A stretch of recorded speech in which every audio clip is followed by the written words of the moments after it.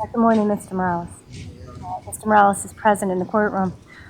Counsel, first I'd like to thank you for your patience this morning. I know that we did meet and we did review some requested changes relative to the pre-sentence investigative report, which I'll get to those changes in just a moment. We did make that request to probation, and I did just get back the amended report from probation. So I apologize for the delay, but I do have a copy of the amended report. My understanding is that probation was forwarding a copy via email to both the state and the defense, but we will go through the changes and confirm that those changes were made in the report prior to its filing with the clerk's office. Okay, thank you so much. All right, so the first matter that the court is going to take up, because I know that the matter has been scheduled for sentencing, is there were two motions that were filed in connection with this case post-verdict. That was a post-verdict motion for judgment of acquittal dated May 5th, 2025, as well as a motion for a new trial, also dated May 5th, 2025. Those were filed on behalf of the defense by Attorney Gavin. At this point in time, I would go ahead and conduct the hearing on those motions before moving forward. So Attorney Gavin, is there anything in addition to what is contained in your written motion that you'd like to put on the record? No, thank you, Your Honor. Just for the record, in regard to the motion for a new trial, I'll stand by the pleadings that were filed as well. And then, Your Honor, in regard to the post-verdict motion for judgment of acquittal, I would also stand by the written pleadings. I don't have anything else to add at this juncture regarding either one of those motions. Thank you. Does the state wish to be heard? I would just simply respond by saying I would ask the court to deny both of those motions, that there is no basis in fact or lawfully granting a reason for those motions. All right, very good. So the court has had an opportunity to review both motions prior to coming on the bench today, as they were previously filed with the clerk's office. Upon hearing no additional evidence or argument, the court is going to go ahead and deny both the post-verdict motion for judgment of acquittal as well as the motion for new trial. The court will submit a memorandum articulating its decision on both motions in due course. Thank you. Moving forward to the sentencing proceeding, the defendant stands before the court today having been found guilty after a jury trial of murder in violation of Connecticut General Statutes Section 53A, 54A, and tampering with physical evidence in violation of Connecticut General Statutes 53A-155, that verdict having been recorded and accepted by the court. A pre-sentence investigative report was requested pursuant to statute. It was received and reviewed by the court. The court did become aware that in accordance with our statutes, counsel on behalf of the defense as well as the state have received a copy of that report. So I'm going to start with the defense first. Attorney Gavin, have you had a chance to review that PSI report? Yes, Your Honor, yes, I've had an opportunity to review it. Yes. I have formally lodged my objections with the Office of Adult Probation, and for the record, I just indicate that Peter and I went to Cheshire, sat down with Mr. Morales, went through every page of the extensive report. The objections that I had were reviewed with him at that time, and he was conversant with the report. All right, very good. So, Mr. Morales, I am going to just ask you directly, sir, you've had an opportunity to review the pre-sentence investigative report with your attorney? I did. All right. And Attorney Gavin, the objections or the request for amendment, if you could just itemize those for me at this time. I think I have an understanding, but. Certainly. Thank you, Your Honor. Pursuant to my interaction with the probation department, there are a number of comments that I had. Your Honor, the first was on page 3 of the report. Under the current offense section, it reads incorrectly, on April 22nd, Morales pled guilty, and that should read found guilty after trial. All right. So the court did receive notice in advance of that requested modification. I did provide authorization. The state was made aware of it as well and did not object. Was that correct, Attorney Stein? That's correct, Your Honor. All right. So that change has been made in the court's amended PSI report that the court has here on the bench. So I will let you know that, and I will go ahead and order that change on the record. Thank you, Your Honor. Thank you. Your Honor, on page 5, and if I may just address this issue at the onset, I had advised the probation department, and we had some discussion this morning, that it is my position that under Connecticut General Statute 1-1K, as well as the definition of family members under Connecticut General Statute 1-79, the individuals that should be permitted to go ahead and testify in court should be limited to the brother and the mother and anybody else, the brother's girlfriend, corollary aunts. I'm not sure of the relationship between everybody because obviously their names were not disclosed in the probation department's initial pleading. I had been able to include that the person regarding immediate family members has been found to be a spouse, a child, a dependent relative, and under the law, my position is that that should be strictly construed, and so therefore I would ask the court to go ahead and limit who is permitted to go ahead and address the court, and I recognize that the court has discretion. I do. Okay. The other thing, if I may just address at this point, just to get out of the way, this is a case involving Christine Holloway, and I would object to any information, discussions, pleadings involving Vanessa Morales. That is not part and parcel of the case, nor was there a charge in that regard. Thank you, Attorney Gavin. Was that it for requested changes? On that section, yes. Is there? We can move on to additional ones, and then I'll Okay. take up the issue of the victim. Thank you, Your Honor. On page 8 of the original pre-sentence report, there was a notation from one of the individual that had submitted that it was addressed to Judge Strackbein, and Your Honor's done a great job here, and it should be Judge Murphy. So that was a minor typo. All right, so we'll make sure that Judge Strackbein is insertion into this trial. But the court's suggestion at that point in time, upon discussing it with counsel and reviewing the requested change, was to just either use the substance of the victim statement in the PSI or put in parens Judge Murphy next to Judge Strackbein. The victim's advocate did indicate to all of us that, in fact, the letter was written to Judge Strackbein. So in keeping with the authenticity of the author, the court didn't have a problem with leaving Judge Strackbein's name, but for purposes of clarification of the record, felt that my name in parens should be next to Judge Strackbein. So I will just let you know that in the amended PSI, it does appear that there has been an insertion at my request, parens, Judge Murphy, close parens. That works fine for us. Thank you. Your Honor, just going forward, on page 19 of the original pre-sentence report, in regard to family background, there was a reference to Mr. Morales, my client, and it should read Mr. Garcias, who's present in the courtroom. So that was just, again, a typo in regard to the last names. Right. And Attorney Stein, just for clarification on the record, you had no objection to that particular amended part of the PSI. So the court did look at that. It did appear to be a typographical error, and I did request that change as well, or authorize that change, and it has been made in the amended report that I'm looking at. Thank you. And my final comment, Your Honor, on page 24, which is similar to the first objection, under summary and recommendations, line 1, it says having pled guilty, and that should obviously be having been found guilty. There was no plea in this case. And again, Attorney Stein, there was no objection to that change. No, Your Honor. All right, very good. So that had also been requested, and that is one of the changes that was made that I do see here in the newly filed PSI provided to the court. Thank you. I have a copy of sitting in the email, but I didn't want to delay any longer, so.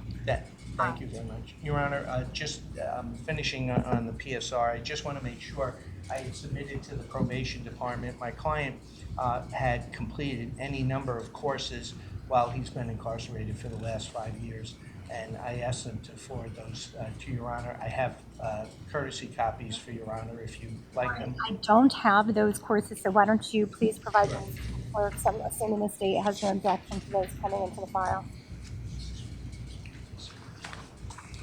Thank you. Thank you. I'll have those marked as a court exhibit. Thank you. Anything further relative to the pre-sentence investigation? No, thank you. Thank you, Your Honor. Mr. Morales, were there any additional requests or changes or things that needed corrections in the report that you had wanted that weren't addressed by counsel? No, Your Honor. So at this time, I will hear from the state. Attorney Stein, you have a copy of the original pre-sentence investigative report too. Could you please let me know what changes, if any, you had requested? Yes, Your Honor. So first of all, I'll simply point out that by email dated June 26th of 2025 to probation, which was CC to Your Honor, as well as to Attorney Gavin and the victim's advocate, I outlined at the time various provisions where I was flagging for the court and probation, and for Attorney Gavin, things that I believed required the court's attention. On page 1, I did note under alias or nickname, there was a reference to police set bond. I received an email back saying they put that in there because in whatever official court or legal documents that apparently appears there. So I will obviously defer to the court on that. Let's take one at a time. Attorney Gavin, you had no objection to. No objection. Thank you. Go ahead and request with the no objection due to our prior meeting and the emails that were forwarded concerning the changes to the probation officer. I did request that it be deleted, and again, in the most recently received report, which I just received a few moments ago, it has been taken out, so that has been deleted. I did note in paragraph, on page 2, Your Honor, under current offense, and I've been doing this a long time, and perhaps it just has gotten by me to this point in time, but when I was reading the factual basis, the current offense section, it became apparent to me that the name Christine Holloway was not mentioned anywhere in that factual section, and it sort of it dawned on me, or there was sort of a profound thought that this is a document that is being prepared for a person who has been convicted of a homicide crime as it relates to her. This is a document that is going to follow Mr. Morales through his entire remaining time in the criminal justice system, which includes the Department of Corrections, presumably, as well as then eventually parole boards or sentence review courts or appellate courts. And nowhere in the document that is here defining this offense does it even mention that it relates to the death of Christine Holloway. So I had offered a suggestion to the author of the PSI on page 2 that in the sentence, a welfare check was requested for the victim. I suggested a comma and then adding the victim's name, Christine Holloway, comma, an employee, and then having it continue. So at least this document will forever be associated with the death of Christine Holloway, rather than just being completely devoid of that information. All right, Attorney Gavin, did you have any objections? I have no position on that. Thank you. I just want to state for purposes of the record, Attorney Stein, I appreciate your comments and your requests, and in fact, that request was authorized by the court, and that has been made as an amendment to the most recent PSI report. So the second line will read, welfare check was requested for the victim, comma, Christine Holloway, comma. And I just want to put on the record that the underlying facts of this particular charge of murder do qualify as a domestic violence crime, and I think that's why the probation officer in drafting this report did not disclose the name of the decedent and maintained the anonymity of the decedent. However, it's my understanding, as well as also referring to victim's sister and other relationship identifiers throughout the report instead of the victim's sister or other witnesses' names in protecting the identity of the However, it is my understanding, Attorney Stein, that you have checked with family representative and family members, and everyone is in agreement with placing Christine Holloway's name in the document and did not have any objection to having their own names placed as witnesses who wished to give a victim impact statement as well. Is that correct? So that is correct, Your Honor. And I will further add that reading through the written statements prepared by people affected by this matter, it was difficult reading through with the edits and deletions that were made in an attempt to maintain privacy for victims in general, or specifically with regard to domestic violence type cases. I found it difficult, and I am familiar with many of these people, sort of identifying. I have spoken with them. I've spoken with the victim's advocate, both in past periods of time and as recently as moments ago. They all desire their names and levels of relationship to Christine Holloway to be printed both in the PSI, and they have no objection, obviously, to their names or likenesses being part of this record for any of the media that is covering this matter. So, Attorney Stein, I am looking at a revised report, and I do have some names in it as requested, but I will go ahead and order on the record that all names of any of the victims' relatives who provided a statement should be identified. And level of relationship, please. Thank you. Relative to the relationship as well. Thank Are you. there any additional changes? I did also point out, and I will defer again to Attorney Gavin on this, on page 2, section, same section that I was previously referring to. Fourth paragraph from the bottom, Mr. Morales was arrested for firearms possession. Mr. Morales is, with regard to the matter which is pending here still, which is docket number AANCR 19-022552T, which I will take action on at the end of this matter today. Mr. Morales was not arrested for firearms possession charges. He was arrested for electronic defense weapon possession. And I offer that up just as a clarification to avoid the appearance of any type of prejudicial or incorrect information in the PSI. Attorney Gavin? Yes. And thank you. Attorney Stein did alert me to that, but I understand that the state is not pursuing prosecution on that matter, so it's sort of a moot issue. Thank you. Oh, so it had been addressed previously to coming on the record today. It had been provided to the probation officer who authored the report, and the change has been made. So it does currently read correctly, Morales was arrested for electronic defense weapons possession. So, Other than that, I also had flagged for probation in the court as well, the incorrect statement in 2 places with regard to this being a jury verdict rather than a plea of guilty. yes, and that has been fixed as well. All right, so then Attorney Stein, I'll hear from you now, if you don't mind, on the defendant's position relative to the victim impact statement. But I want to say, now that I have an amended report, it's Jody Jacobellis. Yes, Your Honor. So with regard to the statement, the written statement submitted by Ms. Jacobellis, and ultimately what I expect will be her comments to the court, when I received Attorney Gavin's objections to that, my first thought went to Ms. Jacobellis and realized that if there is anybody that is more intimately connected with the entirety of this case, I can't think of who that might be.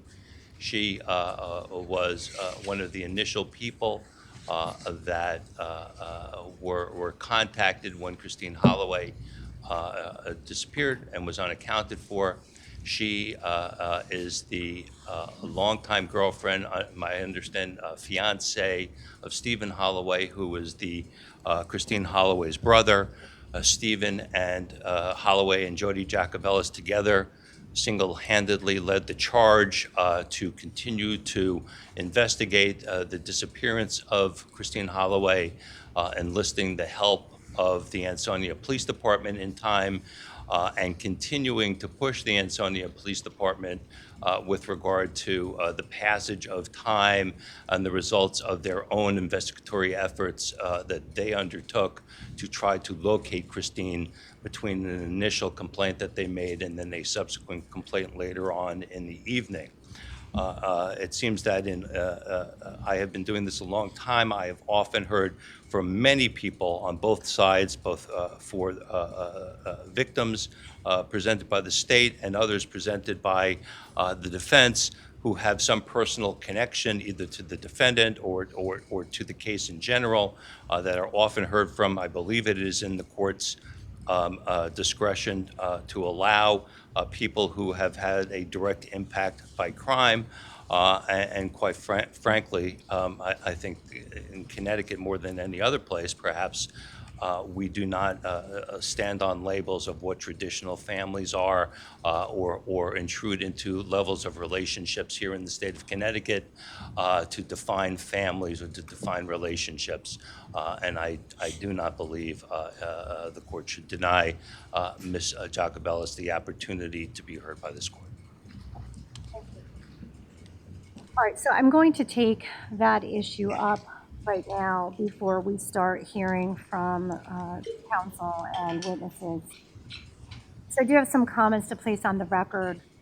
First of all, Connecticut General Statute, Section 5491C, defines victim as a person who is a victim of a crime, the legal representative of such person, or a member of a deceased victim's immediate family.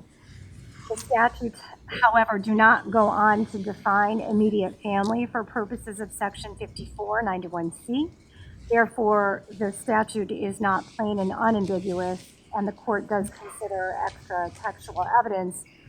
The case of Morrow versus Ripley does a good job at summarizing the various terms and application of the word family and immediate family in different statutory sections throughout our case law history. I'll point out that the legislative history doesn't seem to shed light on the issue for purposes of this particular statute. The word family is a word of great flexibility, its meaning varying according to the connection in which it appears. The court in Fisher versus Hodge added that the word family is one of flexible and uncertain meaning and will be construed differently as the circumstances require in order that the meaning in which it is apparently used in any given case may be carried into effect. Family has been defined to mean a group of persons living under one roof, under which the limiting word immediate has no relevance because there exists no degree of membership in that group. On the other hand, family has been used to mean persons of common ancestry, and the word immediate as a limited degree of relationship. However, if blood or relationship is the standard, then a spouse would be excluded as a victim under the statute and unable to provide a statement. The court, in deciding this issue, considers the context of the use of the word, the extent to which the facts of this criminal case, which involve a murder of a young woman, affect not only those related to the decedent, but those persons directly involved in living together with immediate blood relatives of the decedent, especially in times of adversity, such as the death of a family member. The broader family has tended to come together for mutual sustenance and to maintain or rebuild the family. So in comporting with the expanding sense of family in today's society, we recognize that often people with no biological relationship in a household unit or family undertake the most important duties and take on strong emotional relationships with non-biologically related members. Our Constitution of the State of Connecticut provides victims' rights. In liberally construing those rights, this court is construing the statutory term of immediate family in this case to include the persons who, in the court's opinion, are family members and who have maintained a close family-like relationship with the decedent, blood-related or not, and who have been greatly affected by the defendant's conduct. So I will go ahead and let Jody Jacobellis' statement stand in the PSI, and I will allow Ms. Jacobellis to make a statement here in court today if she so chooses to do so. And Attorney Gavin, there were additional statements, one additional statement perhaps by another in-law and a maternal aunt, the court is going to apply that definition to those two members as well relative to incorporating immediate family to allow those statements to stand in the PSI. Thank you, Your Honor. All right, and then lastly, Attorney Stein, Attorney Gavin did raise the issue of the limitation in the statute relative to victim statements, and that the statements must concern the facts of this particular case. Obviously, for the benefit of all persons here who are intending to provide a statement to this court, and Attorney Stein, I'll hear from you as well. This case obviously involved the murder of Christine Holloway. These did not concern the disappearance of Vanessa Morales. So I would ask that witnesses appropriately tailor their statements to the court in relation to the terms and confines of the statute. Attorney Stein, do you wish to be heard on that matter?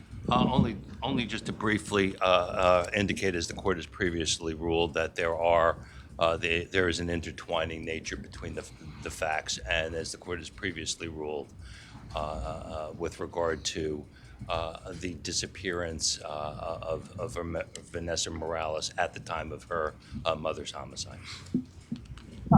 And the court's ruling, just so the court can make a clear record, was relative to the evidence as it was coming in and the fact that the investigation was intertwining.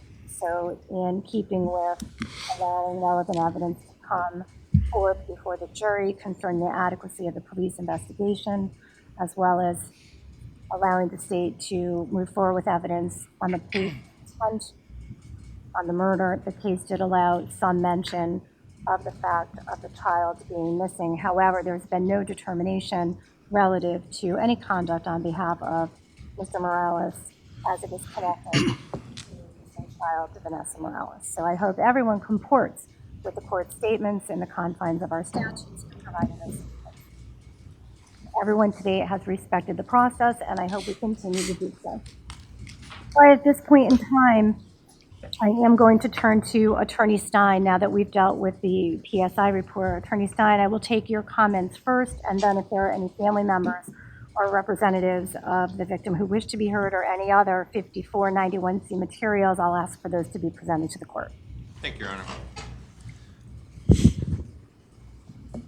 Court, please. On April 22nd of 2025, the defendant, in this case Jose Morales, was found guilty for the murder of Christine Holloway and the subsequent tampering with physical evidence related to the crime of murder by a jury of 12 citizens of this judicial district and beyond all reasonable doubt. The crime was brutal. This crime was a case of domestic violence at its worst. At least 8 separate and distinct blows to her head with an instrument that left distinct 1-inch circular bruises and indentations and fractures in the skull of Christine Holloway, fractures so severe that a lobe of Christine Holloway's brain was completely avulsed from her head through the gaping hole in the side of her skull. Fractures so severe that a forensic anthropologist was unable to completely rebuild the skull during the post-mortem examination. Numerous other traumatic injuries and fractures to her face, chest, and back. Only 2 things could possibly make this fact pattern worse. First, over the next 36 or so hours, the defendant began a methodical and calculated cleanup of this unimaginable scene. By his own remorseless words, he described covering her head with a cloth so he would not have to look at her each time he stepped over her, not to summon help, but to go out and buy cigarettes or a blunt, or to go on his run to the education bins, or the various other drives he took over those nearly 36 hours. He coldly described soaking up Christine Holloway's blood with towels, wiping away the blood splatter, sorting through the blood-stained clothes and toys that he was bagging and staging on the front deck, picking up pieces of her skull and disposing of them in the kitchen sink garbage disposal, disrobing her body, dragging it to a bathtub, stopping to take a nap, while members of the Holloway family and the Ansonia Police Department frantically searched for Christine. And then ultimately calmly leaving the scene, only to have a short neighborly chat with George O'Mara.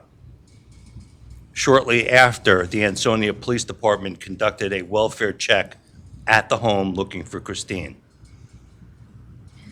The second aggravating factor of this horrible crime pertains to the disappearance of Vanessa Morales. Now, I am well aware that this trial is not about Vanessa Morales, nor has the defendant been convicted of any crime as to Vanessa Morales. But as this court found when ruling on pretrial motions, the police investigation pertaining to her disappearance was exceedingly intertwined into the police investigation and into the nature and circumstances of Christine Holloway's death. And I believe it is something that the court may consider in its broad discretion when fashioning a sentence within the statutory limits for which the defendant has been convicted. Well, I'm going to object. This is exactly what the court just ruled on. Exactly. Attorney Gavin, I appreciate your objection and the limitation on the record when the court enters its decision as to whether or not the court. Thank you.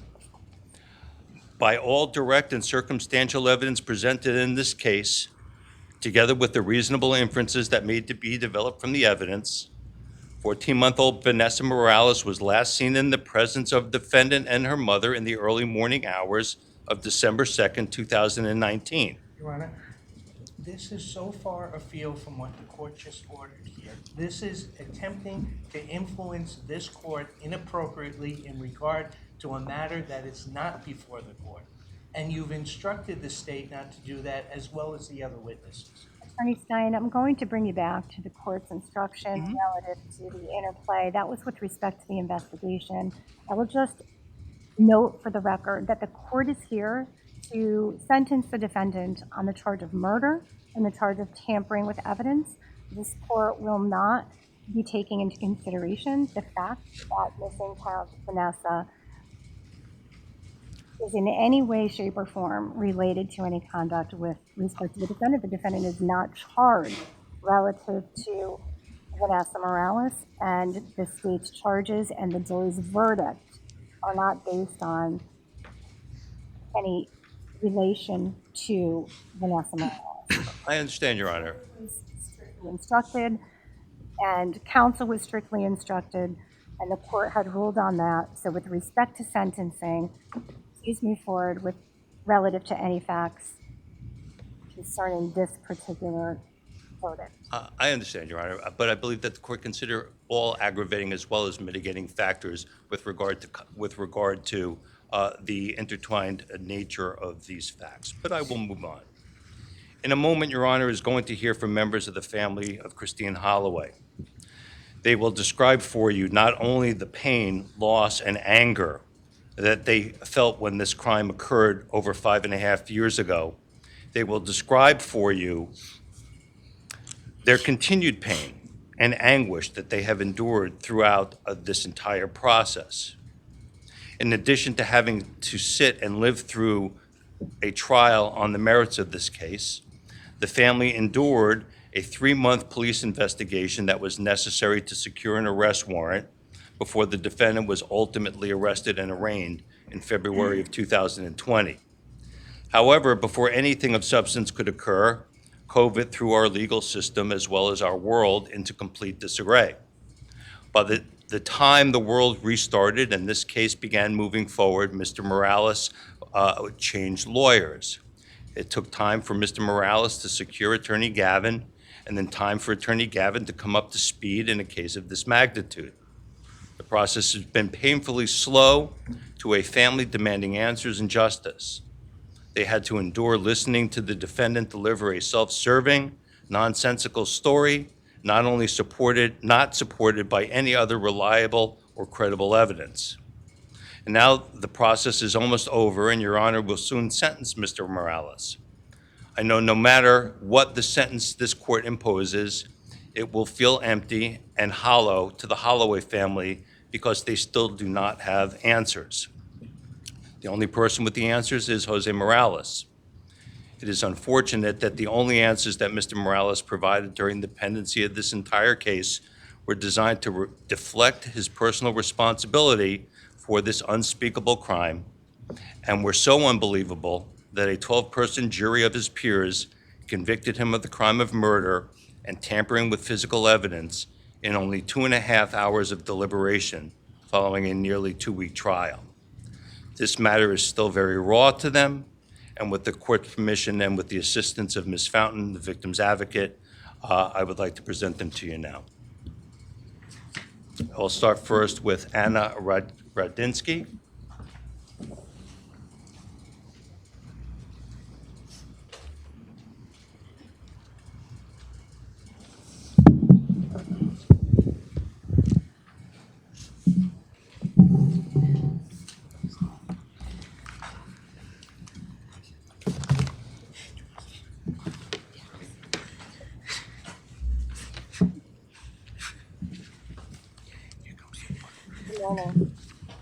I am going to start asking you to name on the record.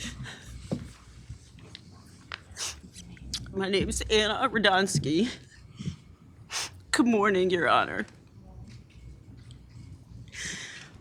Thank you for the opportunity to address the court. Can everybody hear me? Our family would like to thank the jury, Attorney Stein, Attorney Durso, Inspector Winkler, Inspector Hyatt, the entire state attorney's office, Ansonia Police Department, members of the FBI, and both victims' advocates for Mika Fountain and Jenny Abuto, and all who took the stand in this trial. I will never know how the vicarious trauma impacted all of you, but we will be forever grateful. My name is Anna Radonsky, and I am the youngest of 6 children. Christine Holloway is my first niece. I called her Chrissy. Debbie, Chrissy's mother, is my oldest sister.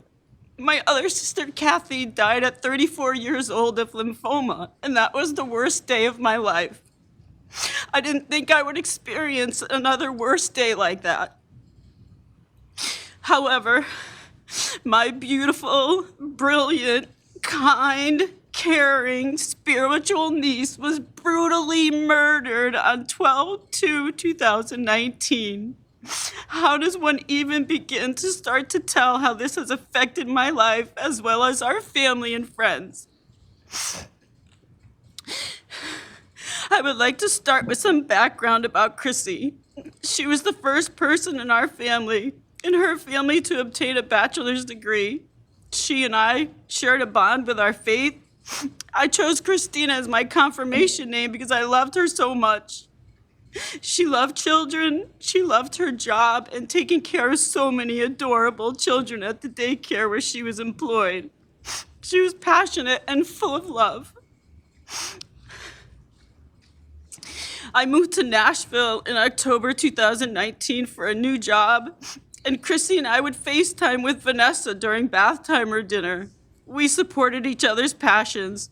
She would open the freezer door while Vanessa was playing with her toys, and as soon as Vanessa heard the freezer door opening, she knew it was frozen mango time, and she would crawl as fast as she could, giggling all the way. I hope wherever she is now, she is still enjoying her frozen mangoes. On 12/2/2019, Chrissy was taken away from us, and Vanessa has yet to be found.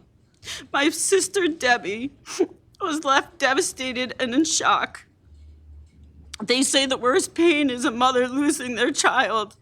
I watched my mom suffer through the loss of my sister, 34 years old, and now I watch my other sisters suffer through that same loss without Chrissy, and then some, with Vanessa still missing.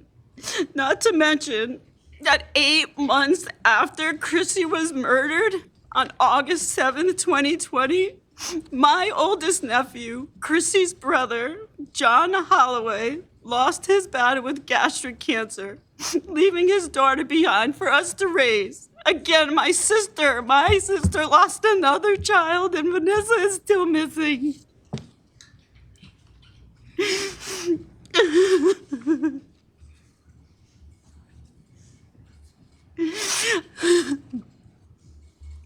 I moved my mom from Connecticut to Nashville with me to get her away from all of the news and media in Connecticut because it was just too much for her. Chrissy was her first grandchild, and her great-granddaughter is missing. I listened to her cry, and we would hold each other as tight as we could, and the tears would continue and continue. There is nothing to say, just tears. She would say, Anna, why? Why? There is no answer, still no answer. My mom is my best friend, and she passed away in August 2023 at 97 years old. I wanted her to stay here forever, but I'm grateful that she didn't have to witness this trial. I know she is in heaven with her husband and my sister Kathy and Chrissy and John Holloway, and I know that they are taking care of each other. In preparation for Chrissy's funeral, our family tackled it as a team. We each had a job to do, and my task was to go to the Gates of Heaven Cemetery and make the arrangements. As we drove that day, so many thoughts were going through our hearts and souls. Vanessa's still missing. When we arrived at the cemetery, we were welcomed by the staff with opening and caring arms. We had to ask them if there is a way they could dig the hole for Chrissy a little bit deeper in case Vanessa had to join her. Let me repeat that. We had to ask if they could dig the hole a little deeper in case Vanessa would be joining her. Nobody should ever have to think about asking that question. Nobody. How does one go on? I recall packing my suitcase to come home after Chrissy was murdered. I packed warm winter clothes and boots because I thought I would be looking for Vanessa in the cold woods. I packed clothes for a wake and funeral for my 43-year-old niece. It all seemed surreal. I walked through the airport looking for Vanessa. Stephen and I took on the task of cleaning Chrissy's apartment once released from the police and detectives. I will never forget when we opened the door and broke down crying in each other's arms. Once again, we had to carry on. As we were cleaning the apartment, we would go to the kitchen sink and wash our hands. I noticed water coming out from under the sink. A piece of the pipe was missing and there was no bucket anywhere. I thought this was weird. I thought to myself that perhaps the police took it to see if there was any evidence on it from someone else washing their hands. It was not until the trial that I learned that the pipe was removed with the garbage disposal and my brilliant niece's skull pieces were located. Well, most of the pieces anyway. I have PTSD from the sound of garbage disposals now, and I jump out of my skin.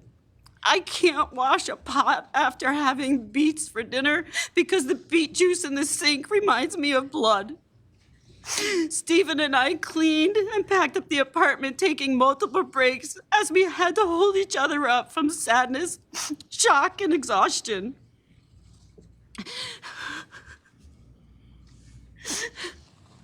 I thought the missing carpet cutout from the investigation was the only part of Chrissy's nightmare. I was advised by my family and friends not to read anything online because of the graphic nature of the situation. I cleaned the bathroom with Stephen, only to find out during the trial for the first time that Chrissy's body was found in the bathroom and the carpet cutout was just the beginning of her torture. How has this affected me? Emotionally, I have anxiety, depression, and PTSD. I have a psychiatrist and a therapist, and I'm on 3 medications to help me. I have severe insomnia, and I feel like someone is going to walk behind me and kill me every night when I go to sleep. I added an alarm to my apartment. I got a weighted blanket. I adopted a rescue dog from the Humane Society who actually rescued me. I have PTSD from the sound on the phone for the Amber Alerts. I had to remove it from my phone because it was such a trigger for me. I had a friend, Patrick, move in with me to help me feel safe. He couldn't be here today because his flight was yesterday to go home. He too rescued me. I had just started a new job and relocated to Nashville, and I couldn't just pack my bags and run home to my family. Instead, I had to carry on in anger, sadness, and fear for years. I am a cardiology physician assistant, and I am an expert at my job, sir. I am an expert at my job. I had to remove myself from the courtroom to avoid being present for the medical examiner's testimony, as I would know exactly what she was describing, and I didn't want to know more than I already found out. One day during the trial, my sister and I stepped out of the courtroom because of the graphic detail. We were sobbing uncontrollably, and this young man came up to us and said, "I don't know what you're going through, but would you like a hug?" We held him so tight and cried so hard. And then I told him the story. He now has Vanessa's story too, and I thank the Lord for the kindness in his heart. I really think that was Chrissy sending him to us. Every day at court in April, I would look into the eyes of that monster because my only voice was my eyes. Well, now I am not done speaking. I have since moved back to Connecticut, and I spend my time making colored copies of Vanessa's missing child photo and hand them to people and hang them everywhere I go. I've gone to pediatricians' offices, parks, libraries, and beaches distributing them. When I am out to dinner, I always sign the receipt for "Pray for Christine Holloway and please find Vanessa." Your Honor, how this murder has affected our family and friends cannot be described. What was done to my niece, Christine Holloway, is unforgivable and disgusting, and that monster continues to lie. Where is Vanessa? How could someone be so cruel? I hope that he stays in prison forever and ever, so he can't hurt anyone else ever again. I hope every day in prison is hurtful for him and awful in every way imaginable. We will never stop searching for Vanessa and sharing our story. We ask that everyone continues to pray for us. The last thing that I want to read is this note that I found in Chrissy's apartment. This is her writing. This is her writing, her letter. And she says, "To all the first-time moms, as I sit here and watch my 9-month-old daughter feed herself, I look back on our journey. She is slowly becoming more independent already. She feeds herself, holds her cup, and tries to walk. Each of her firsts are my last, as I do not think I can have another baby. I was high risk because of my age. Bittersweet, but all worth it." The author, Christine Holloway. I also found a little card that I had sent Chrissy in the mail. And it says, "Thanks for all of the FaceTimes with my baby girl. I love them, and you have no idea how much it touches my heart. I love you, Chrissy." I can no longer write cards to my niece, but I know that Christine Holloway is here in this courtroom today, and I thank God for his strength. Thank you.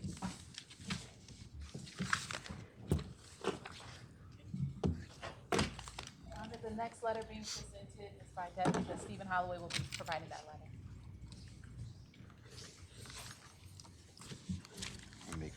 Ramika.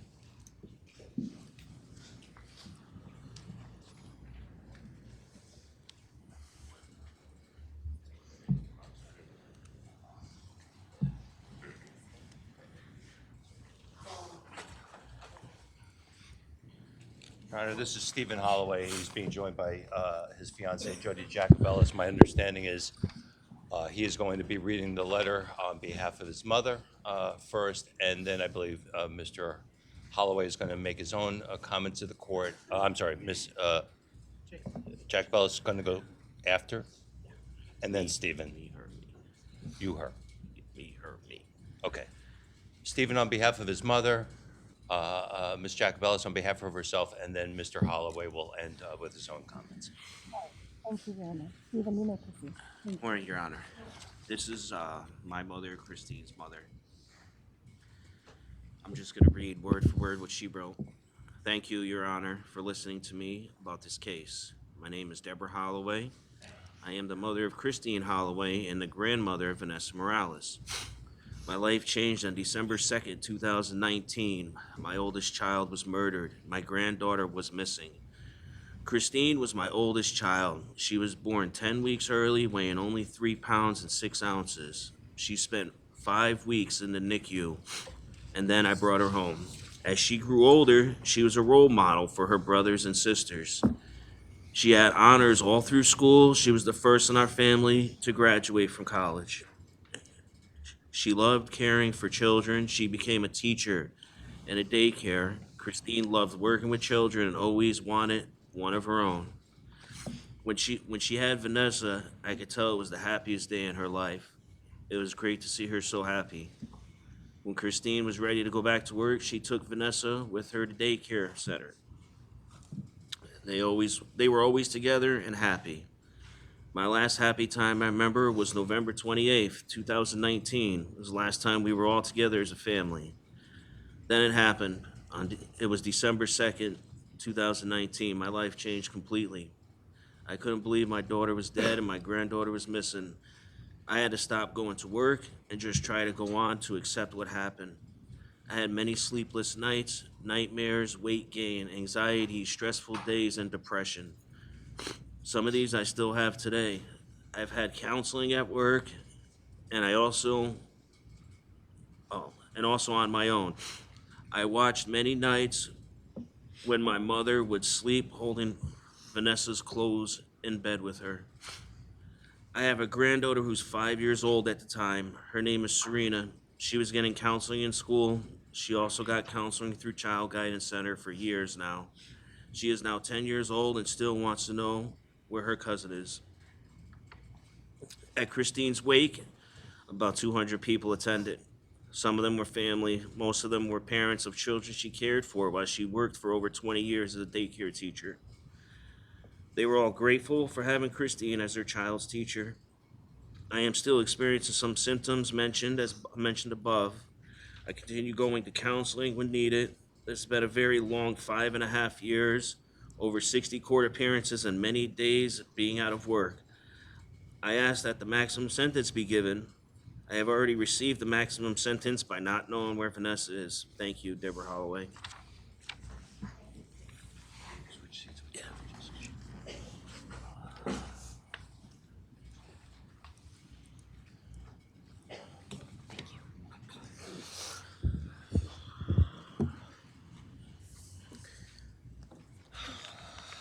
Good morning, Your Honor.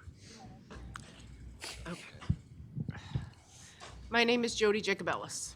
I am the fiance of Stephen Holloway and the sister-in-law of Christine Holloway.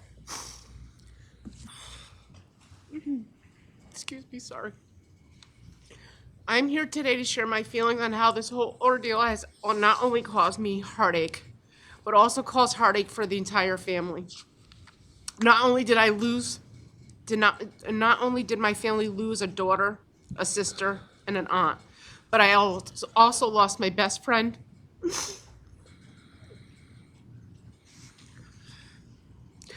You all may know her as Christine, but I will forever know her as Chrissy.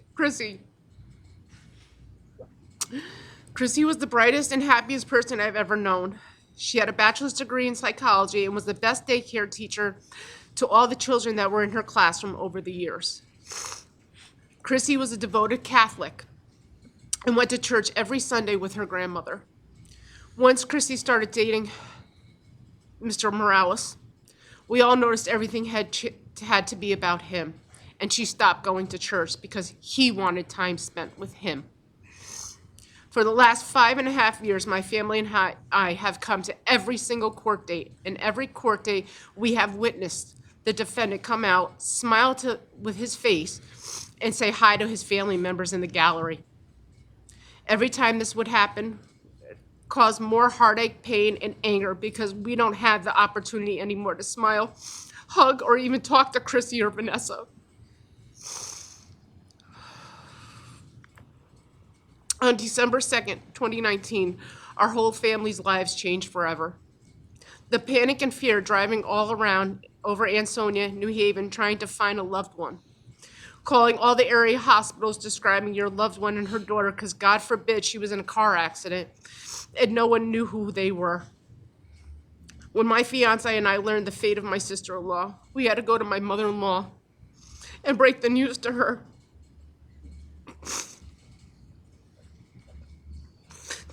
oldest daughter was murdered, and her 1-year-old daughter was nowhere to be found. No one can imagine our pain and suffering for over the past 5.5 years unless you have lived it yourself.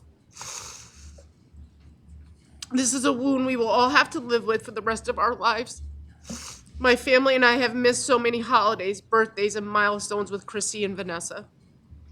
No one can give us that time back with them. Now my family and I get to celebrate those holidays and birthdays at Chrissy's gravesite. Every day I think about picking up the phone and calling Chrissy.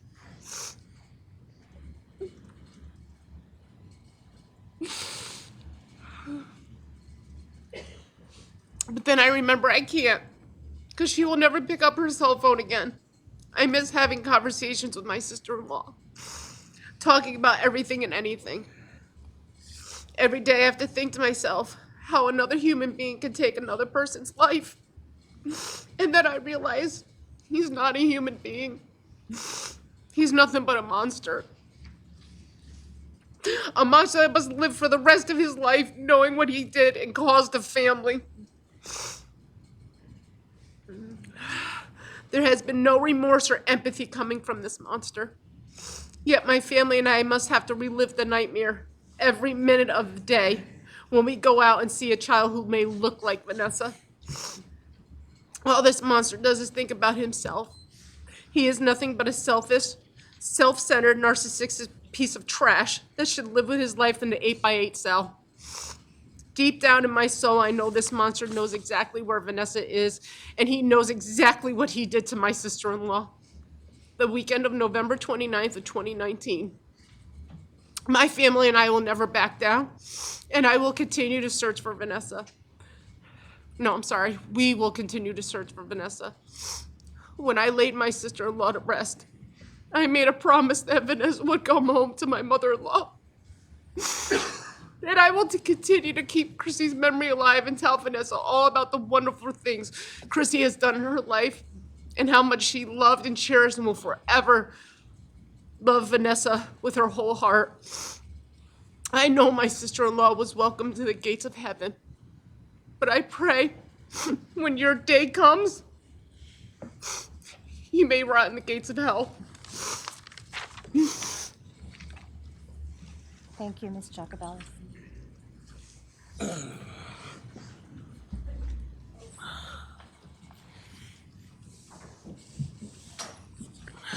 Good morning, Your Honor. I'm morning, Mr. Stephen Holloway. Holloway, Christine's brother. Good morning. Please take your time.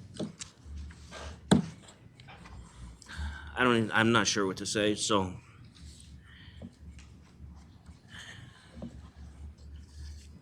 He should definitely die in jail. He should never get out. He shows no remorse. Not one tear has come down his face this whole time. Even if he doesn't remember, which we all know is a lie. Just the thought of what he could have done should have been enough for it. He destroyed our family. We will never get it back. He deserves to die in jail, rot in hell. That's it. Thank you. All right, thank you, Mr. Holloway.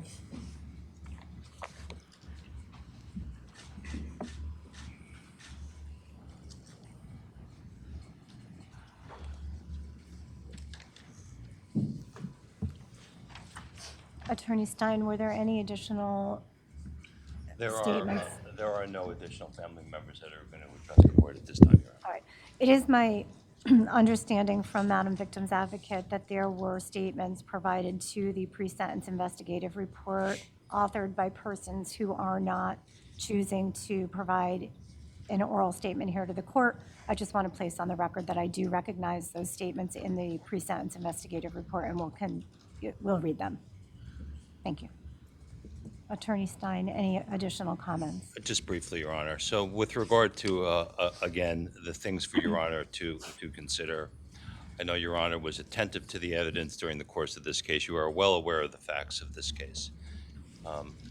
You are as well aware now, having heard from the family, for the first time, the extent and the nature that this has torn this family apart during the exceedingly long period of time that it took for this case to come to conclusion for many different reasons.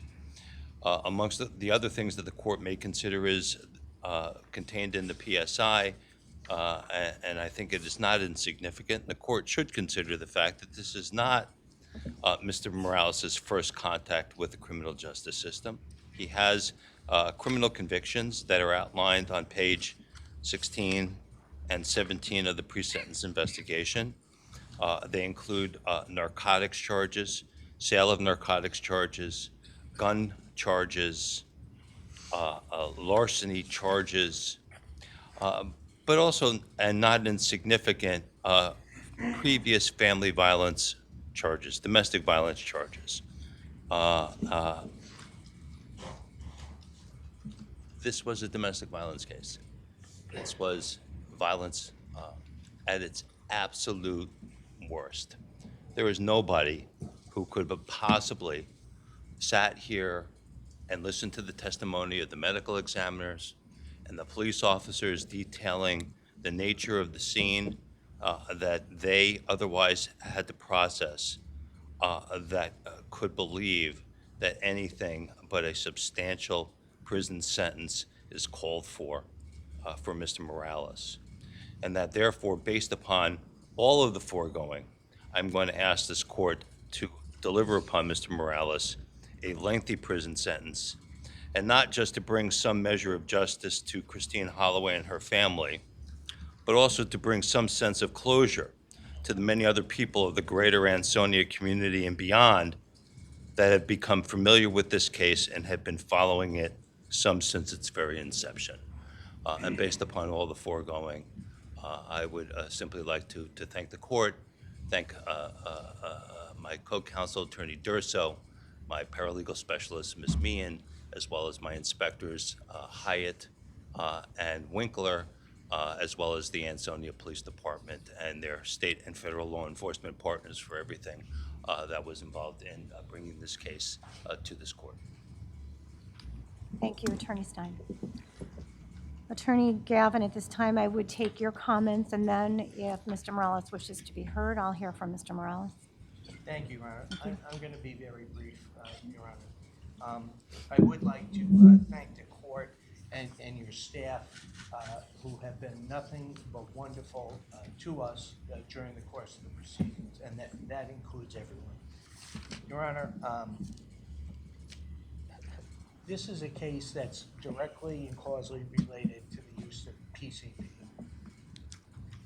The state knows from the past criminal history here that Mr. Morales suffers from a drug problem, came in here, took the stand right there, testified about his use of PCP. So the issue is, at this point, is what is an appropriate sentence for Mr. Morales at 48 years of age? And that's a difficult call for the court. I do want to just make a suggestion to the court, because you were not involved in any of this. We had extensive negotiations to avoid a trial in this case. Mr. Morales offered to plead guilty to murder and accept a sentence of 35 years to avoid the heartache that this family has gone through today. And for a variety of reasons, none of which were related to Your Honor, that didn't come to fruition. But he did accept responsibility and agreed to plead to the charges. So, Your Honor, at 48 years of age, I would suggest to the court that a sentence of 35 years is appropriate. I think we can all do the math here, and I think that given the agreed upon number of 35 years that was not put into fruition, that would essentially be a life sentence for us. We wouldn't anticipate that there would be any release, certainly on the murder charge where you would serve day for day. So, Your Honor, Mr. Morales was kind enough We've met with him. Peter and I have been with him over 60 times up at the correctional facility. We went through the pre-sentence report, and he asked me, he had written out a statement, and I advised him not to go ahead and into the public forum. Obviously, he's under no obligation to do so, but I do want to let you know that that was my advice to him. That is contrary to what his intention was. So, Your Honor, it's an extraordinarily difficult case. It shows the ills of PCP and drug use in our society. There's no question about that. We would just ask the court to impose a fair and reasonable sentence. Thank you, Your Honor. Thank you.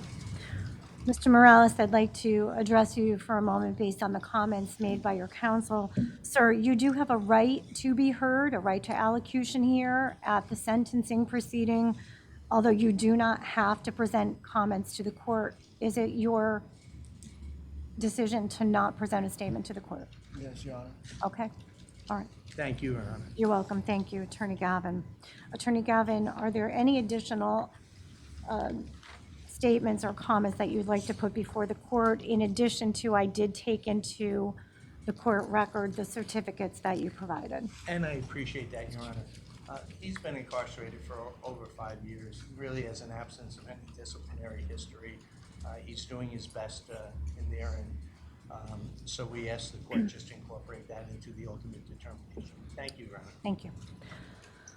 All right, so at this time, I just want to point out again, the defendant has been convicted of murder and tampering with physical evidence by a 12-person jury. I did hear a plea to the court by defense counsel regarding PCP use. Intoxication was presented to the jury. It could have been relied on in terms of reaching that intent element of murder and tampering with physical evidence, actually. And the jury did move forward with convicting the defendant of murder and tampering with physical evidence. Now, in anticipation of sentencing, the court has reviewed the pre-sentence investigative report, my notes on the evidence, and the verdict. The court did hear the same evidence as the jury, and that evidence supports the verdict. In imposing sentence today, the court does consider a number of things, which the court will take the time to highlight for purposes of our record. The pre-sentence investigation report by probation, in which the officer recommends incarceration only. The court also considered the information contained in the pre-sentence investigative report, looking for mitigation. I will highlight some of the information from that report for the record. The defendant's age, now 48 years old and around 43 at the time of the murder, and tampering with physical evidence. The court has considered the defendant's family background as described in the PSI report, including the makeup of his family, his childhood experiences, and the relationship that he has with his mother, stepfather, and living brother. The defendant reports, and the court will acknowledge perhaps a difficult upbringing in that his father, who was killed when the defendant was 11, although nice to him, was apparently not so nice to the mother and older brother. The defendant reports his childhood overall as good with ups and downs. His mother always has been supportive and loving. They do have a good relationship, and the stepfather has become his psychological father. His mother and father still support the defendant, believing in his innocence, although acknowledging their love for the victim and expressing the amount of suffering all family members are currently going through and have been going through for many years. The court notes that the defendant reports a history of PCP use back to 1993 with sober periods and periods of relapse, and a last reported use in 2019. The PSI also documents intoxication and marijuana use at an early age and the use of ILI back in 1994 before completing a 6-month drug program during a prior period of incarceration with outpatient treatment during a period of parole. The court will also note, however, that the court has no evidence in the trial, aside from the defendant's testimony, of any PCP intoxication at the time of the murder and the tampering of physical evidence in terms of laboratory results. So the evidence was limited to the testimony of Mr. Morales. With respect to medical and mental health of the defendant, the report indicates some childhood mental health therapy, limited treatment for anxiety, post-traumatic stress disorder as an adult, but nothing ongoing and no definitive diagnosis noted from any medical or mental health provider by the writer of the PSI report.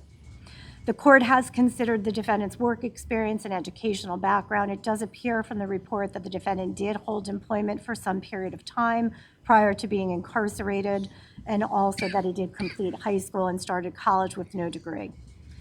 Court notes the defendant's prior criminal history, which includes domestic violence with a felony conviction for violation of a protective order in 2012, failure to comply with conditions of probation resulting in 2 violation of probations, and multiple felony drug sale-related offenses with convictions dating back to 1996 and into 2000, which led to lengthy incarceration and lengthy periods of special parole.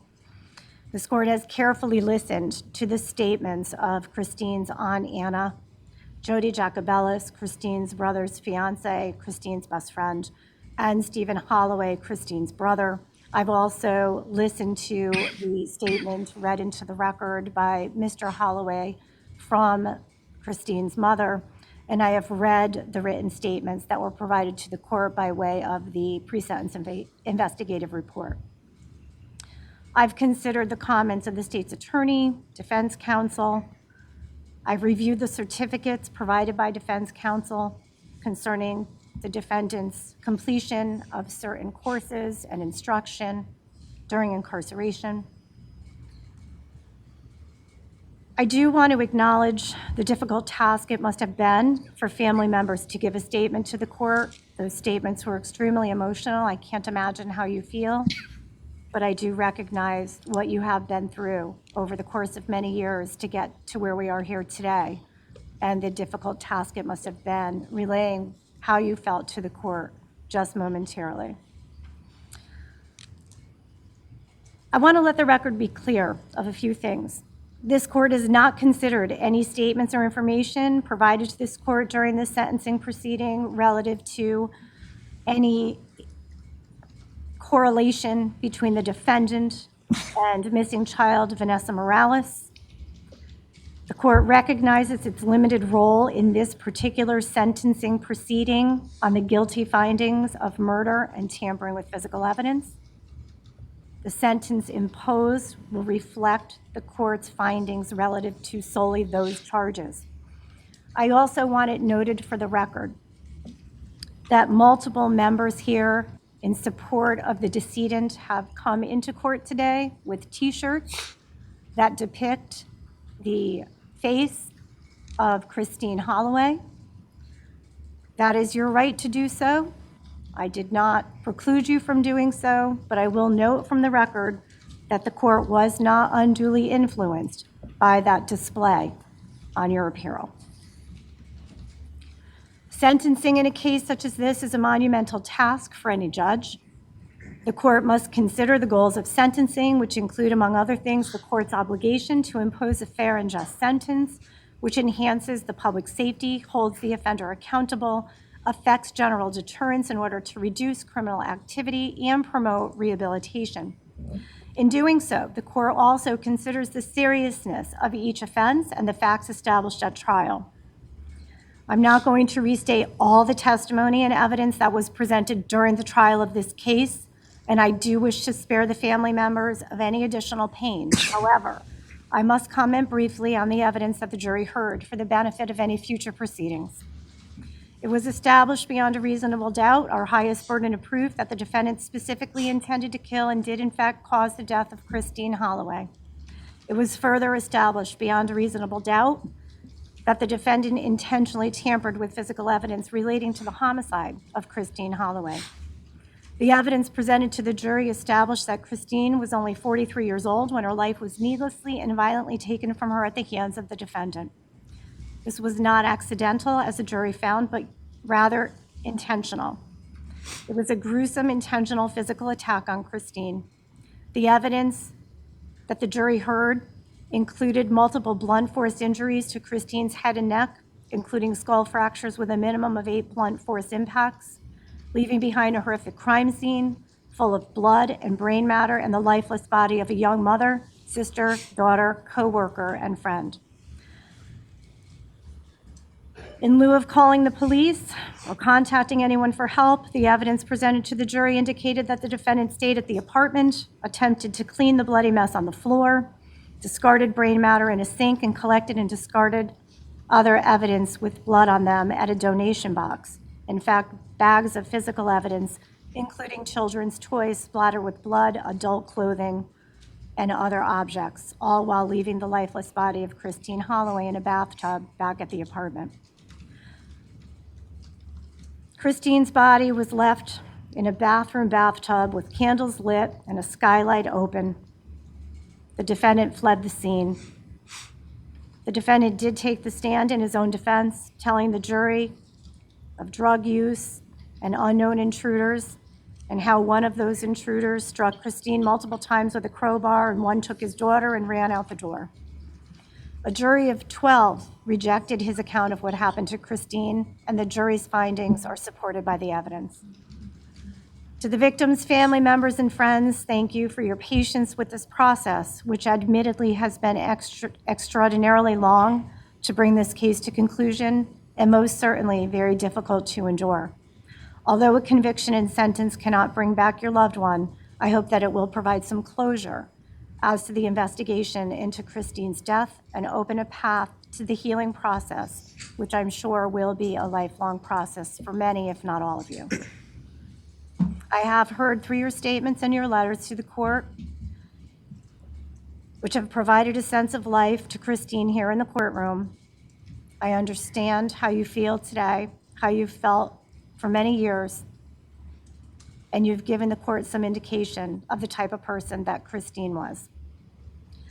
The impact of this crime, of the defendant's conduct within our society is profound. A vicious crime such as this severely impacts the overall feeling and safety in our society.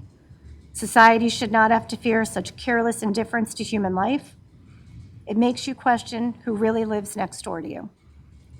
Christine had the right to be safe in her relationship with her young daughter's father, safe in her own home. This was a cruel, intentional, senseless, violent act. The defendant must be deterred from ever committing such an act again, and the sentence imposed must reflect the court's intention to deter generally such violent, senseless acts from happening in our society. The facts of this case, along with your criminal history, Mr. Morales, leave this court to believe that you have no regard for the rule of law and a callous disregard for human life.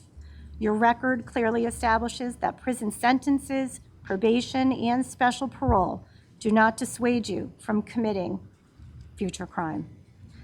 Any consideration to be given to the aspect of rehabilitation in this case pales in comparison to the severity of these crimes. Mr. Morales, you are a dangerous person, a significant threat to society, and you need to be removed from the community for a substantial period of time. The victim's family, as well as the members of society, expect the guilty to be held accountable for their actions and rely on the criminal justice system for some measure of closure. No sentence or comments by the court will lessen the profound sense of loss caused by your actions. But you, Mr. Morales, will be held accountable and sentenced accordingly. Mr. Morales, please rise. Stand up. Upon the court's considerations as outlined on the record, the following sentence is hereby imposed. As to the finding of guilty of the crime of murder of Christine Holloway, it is the sentence of the court that you be committed to the custody of the Commissioner of Corrections for a definite period of 60 years to serve, which in accordance with our statutes is defined as life. As to the finding of the crime of tampering with physical evidence, it is the sentence of the court that you be committed to the custody of the Commissioner of Corrections for a definite period of 5 years to serve, to run consecutive to the sentence on the murder for a total effective sentence of 65 years to serve. At this point in time, I'm going to note your right to appeal. I'm also going to note that Connecticut General Statutes 1898E does not render you eligible for risk reduction credits on the murder, that 60-year sentence imposed. You may be eligible, however, pursuant to our statutes, if applicable, to earn risk reduction credit on the sentence imposed on tampering with physical evidence. Total effective sentence, 65 years. Court's going to waive any costs and fees for good cause in view of the lengthy incarceration. You do have a right, sir, to seek sentence review and modification as provided by way of statute as applicable. Madam Clerk will outline the documents she's providing you, which will also include a pardon brochure. Madam Clerk, would you please provide defense counsel and defendant with a copy of the documents, and please state on the record what documents you are providing. Your Honor, we have executed the documents you're referring to and forwarded those to Madam Clerk for filing after the conclusion of today's hearing. Okay, so just let the record reflect that the defendant is in receipt of his right to appeal, his conviction, his right to sentence review modification, as well as a pardons eligibility brochure. Counsel, is my understanding that there is property being held in this matter. Your Honor, with the court's permission, we'd ask that all seized property be held pending the appeal. As well as the fact, Your Honor, that there is an open investigation, so all property that was currently entered into evidence, ask that it be maintained by the clerk's office for appellate purposes as well as additional investigatory purposes. All right, the court will order the property be held for appeal purposes. The court wants to thank counsel for your professionalism in delivering your case and presenting your case to the jury during the trial, and your arguments to the court at the sentencing proceeding, as well as your courtesies to one another. And I'd like to also thank the members of our audience for maintaining courtroom decorum during the trial and the sentencing proceeding. I appreciate that. Thank you. At this point in time, if there's nothing else. There is two additional matters, Your Honor. I'm not sure if, I know that there are costs. I'm not sure if the court entered orders with regard to that. I did. Costs and thank you. fees are waived. With regard to, there is a second file. It has been docketed today at my request. I will identify it as State of Connecticut versus Jose Morales. It is AAN CR 19-022-552T. This is a matter, 2 counts of criminal possession of an electronic defense weapon. This is a matter, it was an arrest effectuated by the New Haven Police Department during the course of the investigation. In this case, it was a matter that was pending in the New Haven Judicial District, and due to the fact that it was expected that this case was going to take a while, I agreed to accept jurisdiction of that case, and at this time, state is entering a nollie to both counts of those information based upon the sentence imposed by this court in the economy and administration of justice. All right, so relative to that particular case, the court will go ahead and note the nollie. I am assuming due to the nature of the charges, there's also property in that case. There is property. I would ask that those be destroyed. No issue with that. All right, court will go ahead and order the destruction of the property held in the case that was nollied. Is there anything else to be addressed by the court? Not from us, Your Honor. All right, thank you. Thank you. State? I'm good, Your Honor. Thank you. Court stands adjourned. Thank you.